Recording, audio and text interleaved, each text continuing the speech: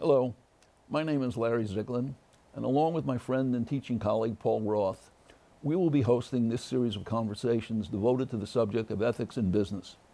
Paul is one of the founding partners in the law firm of Schulte Roth Zabel, while I have spent most of my career in the financial world, primarily with Neuberger Berman. Our guest today is Karen Brenner. In addition to being a clinical professor at the Stern School at NYU, Karen is also the Executive Director of Law and Business Initiatives at the NYU School of Law. For a number of years, Paul and I have taught a class in business ethics and professional responsibility, both at the Stern School and at the Wharton School at the University of Pennsylvania. During our time at both institutions, we took advantage of teaching opportunities by examining current business events that provided examples of the kinds of lessons we wish to impart to our students. The response of those students encouraged us to initiate this series of conversations. So let's begin. The events surrounding Harvey Weinstein have brought the entire subject of sexual harassment to the forefront of media attention. So my first question to Karen would be, what took so long? It's an interesting question. I think for many years, all the things that facilitated our working together as groups has now come into a different trajectory. We suffer from somewhat conformity bias. We take our cues, our social cues from one another. And in organizational settings and group settings, if the culture is one of silence, then that seems to be the pervasive norm. But today, either facilitated by more women in power, social media, the courageous few who have come forward and voiced what's their victimization at the hands of Harvey Weinstein and many others, have encouraged others to also come forward. We only need a courageous few to encourage others to step forward, and now we're seeing a tidal wave. So it can work in both directions, where we facilitate cultures of silence and allow these behaviors to perpetuate, or we facilitate the courageous few speaking up and they have a big following behind them. And it's a good thing that we're seeing this today. Paul, do you have another take? Well, a little bit more prosaic view. I mean, if you put water on a kettle and you heat it up and it gets hotter and hotter and hotter, pretty soon the kettle starts to make a noise. I mean, this has been going on for quite a while, and the water has just overboiled. I mean, it's like Reagan, Mr. Gorbachev, take down this wall. A wall that had been there for so long, it's toppled. It reaches a tipping point, and that's what's been called a tipping point, and I think it's a very, very apt description of what's happened. So do you both think we're at the crossroads now, and the kinds of events we've witnessed forever can no longer happen? I think Paul's right that it is a tipping point, but the tipping point to some degree is the reality that people are speaking up, and now they are feeling much more emboldened and enabled to speak up. For this not to be a flash in a pan, for this to be a pervasive change, a lot of things have to happen. In organizations, a lot of systems have to be created so that people are really feeling empowered and encouraged to speak up, so that all of the elements that companies have, from the very top leadership, the cultures of behavior, their hiring practices, their training practices, all of these things have to be in place so that people feel they can actually speak up and their voices will be heard. It's one thing in corporations that have these systems, the hotlines, HR, they have counsel they can turn to. They have many vehicles where they can explore the problems that may exist of one kind or another in corporate organizations. But it's another problem that exists for independent contractors. A big portion of our working population are independent contractors, and they're probably growing at a much faster rate than people who have full employment.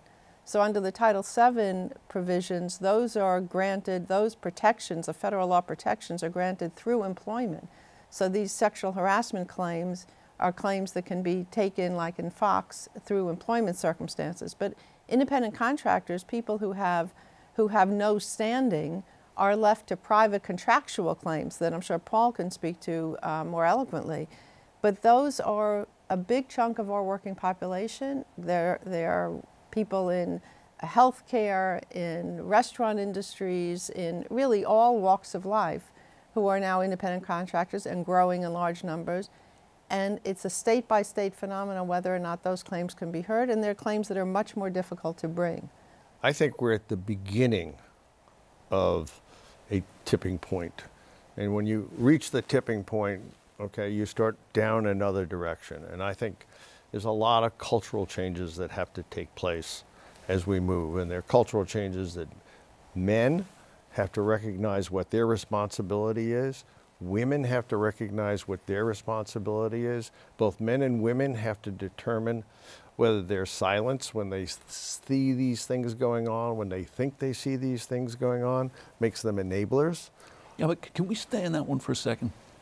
I understand silence, but I don't understand accomplices. To go back to Harvey Weinstein for just 1 minute, we know what he was. He's a monster, and there's no use discussing. There's no more to talk about.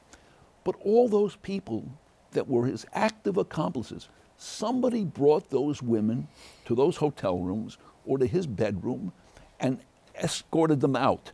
They agreed to stay in those rooms and somehow disappeared, leaving these poor women alone with Harvey Weinstein. That's more than silence.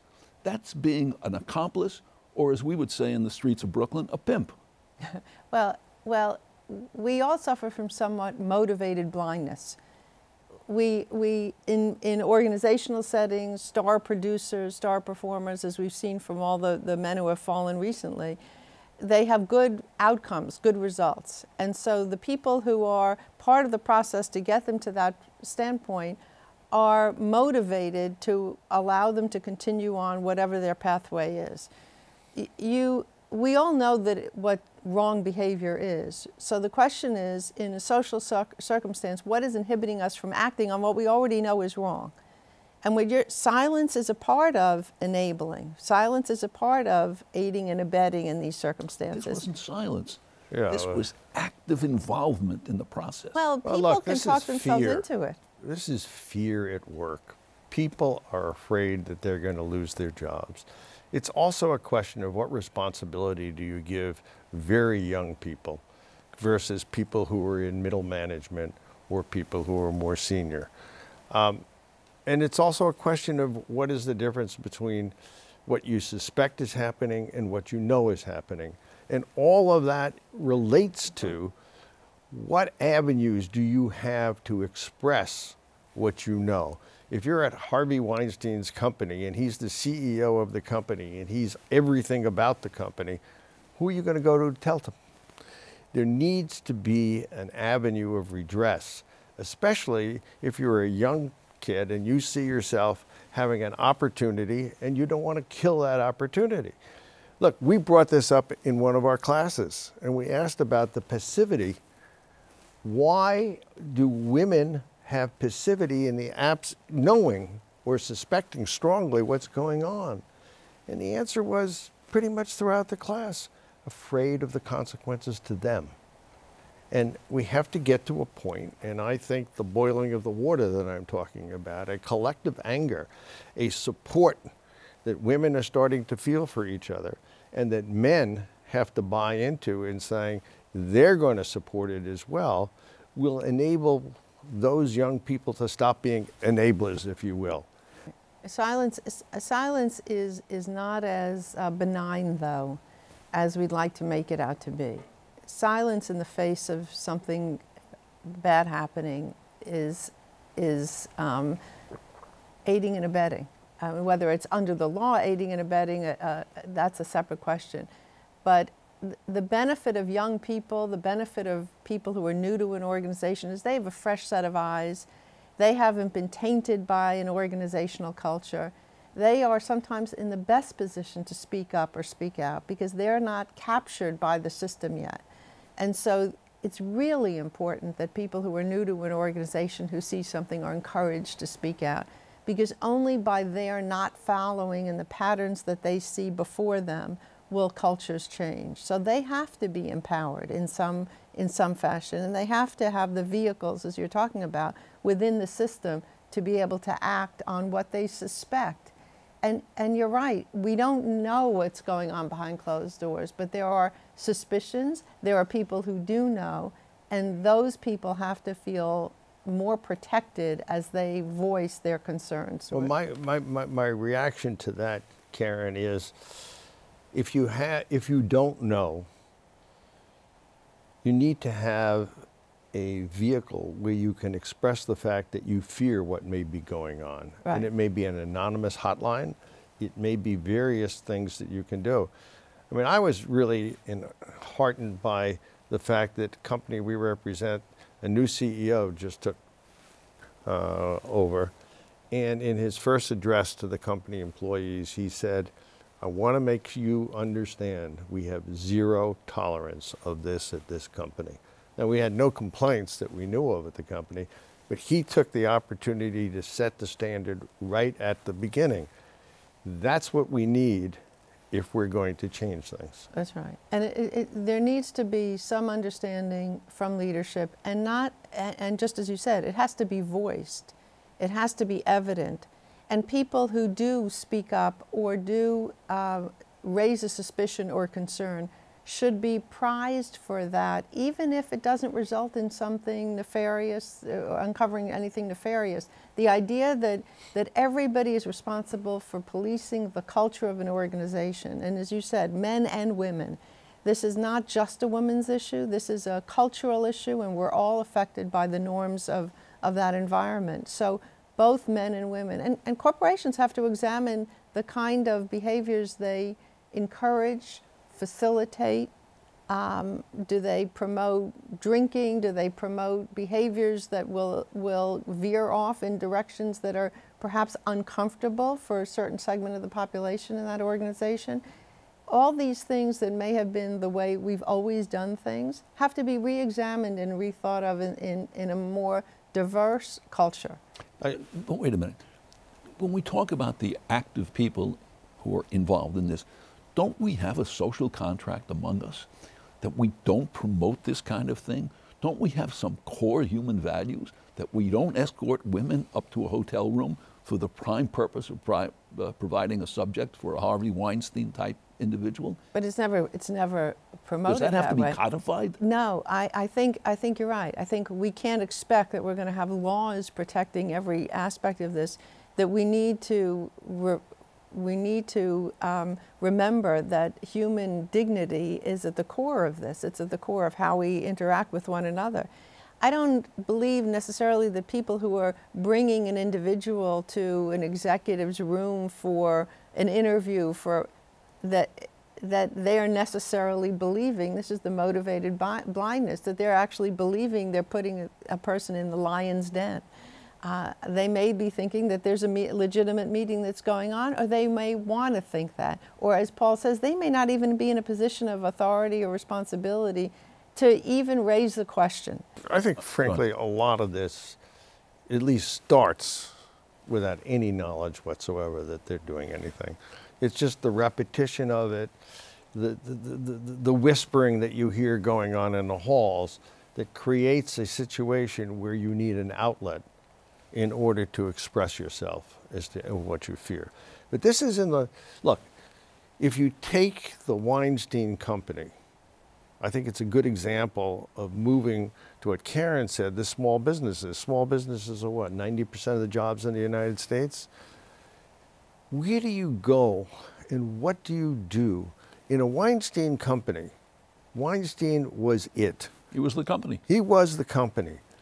So when you decide you're going to tell whom, what, about what you suspect about Harvey Weinstein, no matter, there is no anonymous line that you can call. It just isn't.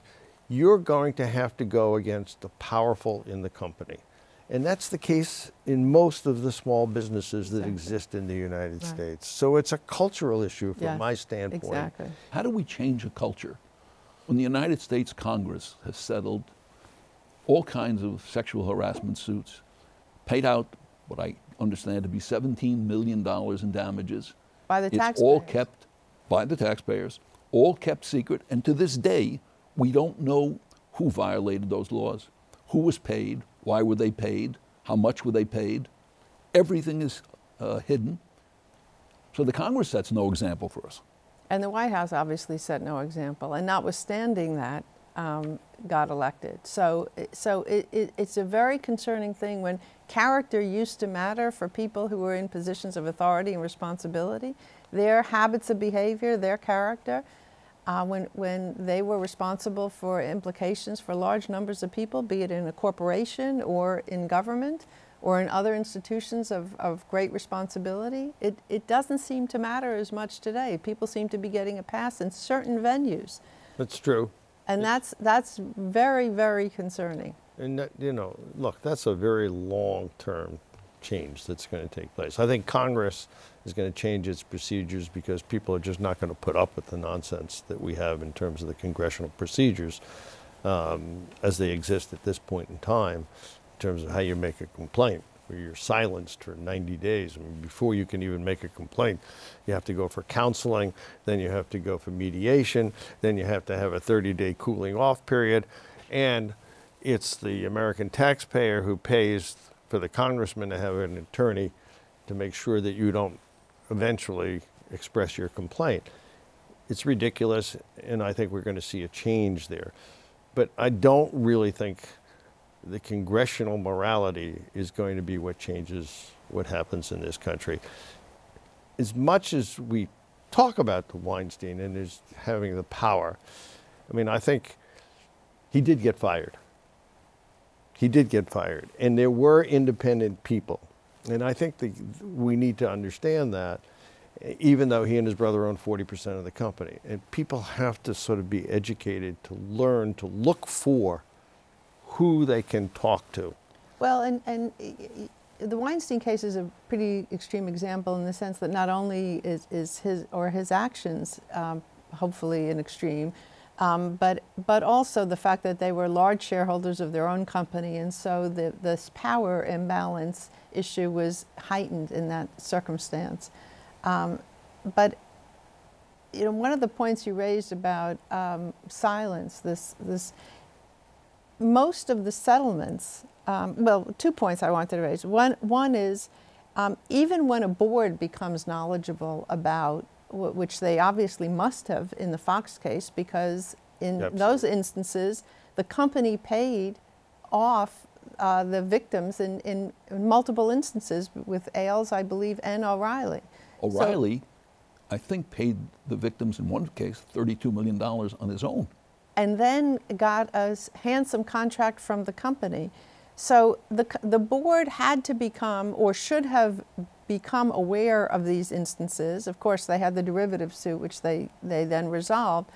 But one needs courage around the board table too. And especially in a situation where you've got a dominant shareholder of maybe very bigger than life CEO, but somebody needs to be able to speak up around a board table just the same as any other social circumstance where people are given responsibility that affect large numbers of individuals and their daily activities. Well, I agree with you entirely. From my standpoint, I would say to boards, you should make it termination for cause for any executive to enter into a confidentiality agreement with any employee or independent contractor with whom you do business on behalf of the company, and you make a payment for them to keep their silence. That should be termination for cause right off the bat. That's got a big monetary component to it, because when you're terminated for cause, you can claw back things that have been paid before, you lose bonuses. I think boards can take an active role in attempting to change this right now by implementing such a thing. Where does this issue of character come in again? I want to go back to this. Paul and I have taught in the past that hiring people of good character is cost efficient. I'm wondering, is that still true? Or am I teaching yesterday's news? I think I'd like to believe it's true. I think we all would like to operate in an environment where we feel we're cultivating the habits that we want to see vis-a-vis how people treat us, and that we want the habits of behavior that we want to see prized in the workplace, that we want to be safe and comfortable working in an environment where honesty, integrity, fairness, prudence, all of these things are valued and appreciated. It hopefully is still valued today, and I'm hopeful that we're talking about exceptions, not rules, but the exceptions have outsized power. And it is a power imbalance that Paul's speaking to that we need to, where we need to make adjustments. I don't think we need to paint the whole sector with one single brush, because character clearly matters, and most days, most people hopefully go to work being comfortable in the environment in which they work, that truth matters, that fairness and how they go about doing their jobs matters every day. But for the sector where those things have not been highlighted in the right way, where those character issues have been abused, or where people have been taken advantage of, we clearly need corrections here. And that correction is part having more diversity around a table so people can be challenged, that these behaviors aren't allowed to continue. And I think, frankly, you asked in the beginning, what are some of the reasons why now? Perhaps having some more women in positions of authority, and as that hopefully grows over time to more model what our population actually, how our population is configured, hopefully those issues will enhance the way we operate and minimize the suffering that has gone on for many individuals. Because for all of the ones who speak out, and as courageous as these people have been in speaking out, we have to believe there are many others whose voices are still silent because they're still not feeling empowered to speak out. And there are many who are just witnessing the behavior who say, you know what? I don't have the strength to sit in these organizations and be part of this. I can't succeed here. I need to find another place to go. You know, I couldn't agree more with you what you're saying. I think one is more women are brought into executive positions and more women are on boards. That in itself sets a tone that this is not tolerated. Secondly, as more women work their way up the ladder, there are support groups. I mean, I was talking to a young woman who was in the media industry the other day, and she said, I said, well, what did the other women do? And she said, they looked the other way because they felt powerless to help me and afraid that they would lose their job. There wasn't enough of them around. Right. As we get a sense in the workplace that the number of women who are there represent the number of women in the population, I think things change. As to the issue of integrity, I mean, I think you have a number of people who abuse their power at the higher end of society, but they still are a fraction of what we're talking about. I mean, it's like the number of people who steal on welfare. You can't condemn all of the people who get welfare because you have a few bad apples. The problem is we don't expect these people to be bad apples. These are the icons of society. And it's so shocking that with what they have, that they somehow feel the need to exercise the power that they have over these women to abuse them. But are you shocked by the outpouring of sexual harassment cases since Weinstein? I think it's great that more women are feeling empowered to speak out, and the more who speak out, the more feel that they can join the fold. Our tendency to conform to one another can work for good as well as can shelter, can maintain a code of silence where people are suffering. But we're in a moment now where this contagion is working to our advantage to the extent that people are, frankly, dropping like flies. What's also interesting about this is in no cases that have been at least brought to the media are these isolated incidents. Somebody makes a charge, and within minutes, you're seeing other people come forward, and the next day maybe 2 more people come forward.